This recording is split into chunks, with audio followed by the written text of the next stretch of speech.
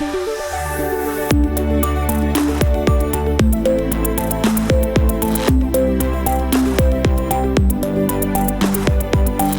is the Future of Automotive with Steve Greenfield. Well, welcome back to the latest episode of the Future of Automotive on CBT News, where we put recent automotive and mobility news into the context of the broader themes that are impacting the industry.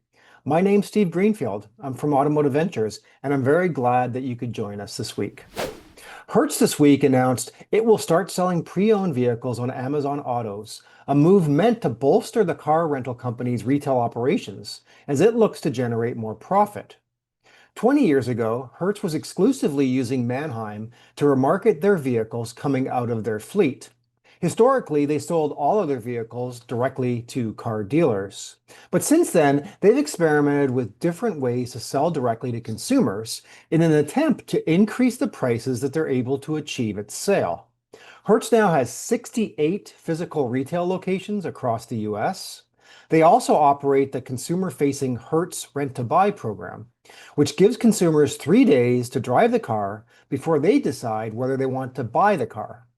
If you remember, it was back in 2021, right in the midst of COVID, that Hertz announced that they would start selling cars to consumers via Carvana.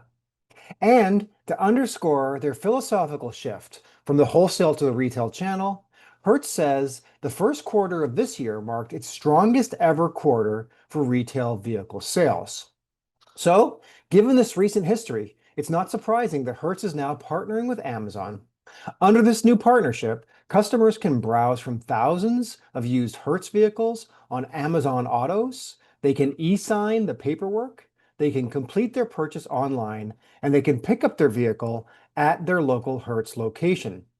Customers who live within 75 miles of the 4 initial cities, which are Dallas, Houston, Los Angeles, and Seattle, can start browsing on Amazon as of next week.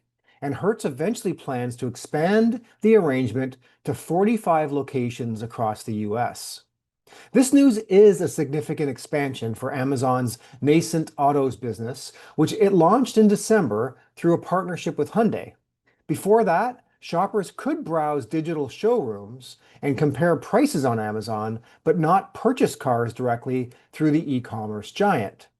Amazon Autos added used and certified pre-owned vehicles to its selection of offerings earlier this month, starting in Los Angeles after previously selling only new vehicles. Hertz Car Sales is Amazon's first fleet customer and will offer used vehicles from a variety of brands, including Ford, Toyota, Chevrolet, and Nissan. What are the implications for the industry?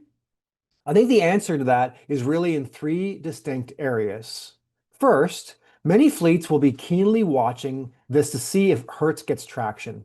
If a fleet can bypass wholesale channels and achieve retail pricing, it has huge implications on their economics and might prove to be a viable alternative to the wholesale auction channels. I'm certain that the big wholesale auction companies are watching this test intensely.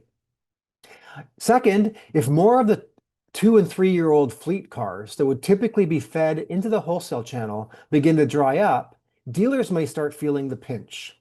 These 3-year-old off-lease or off-fleet cars are sort of the bread and butter inventory for both franchise and independent dealerships.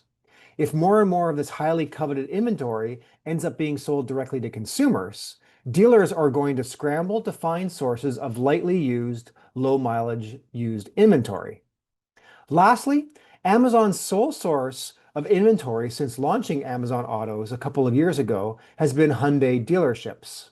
Hertz will effectively be the second customer selling on the Amazon platform. So, in addition to the recent expansion from new to used vehicles, the news this week does signal that Amazon is finally prepared to start expanding their sources of vehicles. The industry will be watching to see how quickly Amazon is now ready to expand to other sellers. So with that, let's transition to our companies to watch. Every week, we highlight an interesting company in the automotive technology space to keep an eye on. If you read my weekly Intel report, we showcase a company to watch and then take the opportunity here on this segment each week to share that company with you. Today, our new company to watch is called Kinetic. Today's modern vehicles have more technology in them than ever before. Repairing them is an urgent need and an extraordinary opportunity.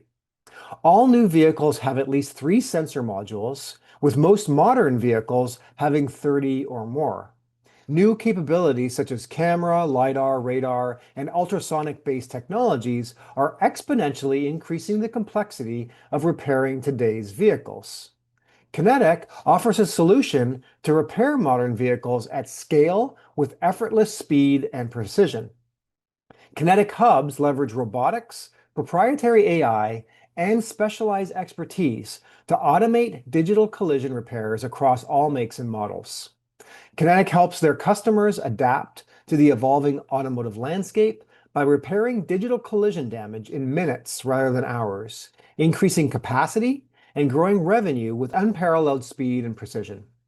Kinetic hubs fill a significant gap in the collision repair aftermarket, providing digital repair solutions for a wide range of businesses, from national collision chains to dealerships and fleets. If you'd like to learn more about Kinetic, you can check them out at www.kinetic.auto. So that's it for this week's Future of Automotive segment. If you're an auto tech entrepreneur working on a solution that helps car dealerships, we want to hear from you. We are actively investing out of our dealer fund. Please don't forget to check out my first book, The Future of Automotive Retail, and my new book, The Future of Mobility, both of which are available on Amazon. Thanks as always for your ongoing support and for tuning into CBT News for this week's Future of Automotive segment, and we will see you next week. Thanks for watching The Future of Automotive with Steve Greenfield.